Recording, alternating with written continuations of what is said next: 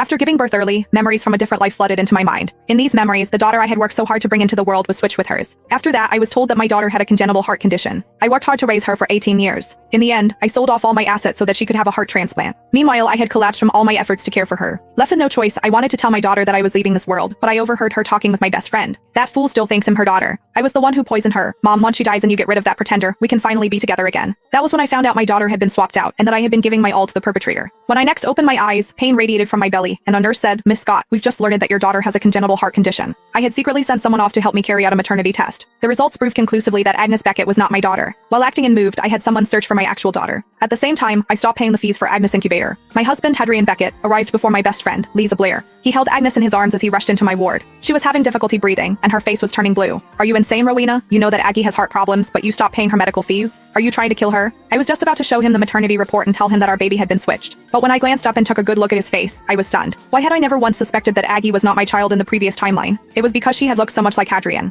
Everyone said that daughters took after their fathers, and I had thought the same. Yet, when I looked at the man I had been through so much with, I only felt a cold sensation starting up from my extremities. I lowered my voice and it shook as I said, "I talked to the doctor. Her chances of getting better from this condition are tiny. Even if we spend a fortune to treat her, she will always be weak and reliant on medical intervention. Her life will be painful. It would be better to end things while she's still young and innocent. She'll suffer less that way." When it was already too late. When Hadrian understood what I meant, he immediately yelled shrilly, "How could you be so heartless, Rowena? This is our daughter. The doctor already said that she has a chance as long as we're willing to pay for it." Hadrian paused before resuming, "Didn't your father leave you a lot of money? You're saving your own daughter here. Don't tell me you can't bear to spend this money." My gaze sharpened. Ah, so this was the reason they had switched the babies. Hadrian wanted me to spend my money to treat the daughter he had with his lover. He even expected me to expend all my time and effort to care for her. In the previous timeline, I had been thoroughly fooled. Ignorant of the truth, that was exactly what I had done. In the end, I had sacrificed all my money, my health, and even my life in exchange for their happy family. I gave him a rueful smile. "Well, you're right about that. If you want to treat her condition so badly, then you should spend your money to do it." I could not be bothered to look at him any longer. I turned around, intent on lying back in bed. Just then, Agnes started crying. It was such perfect timing.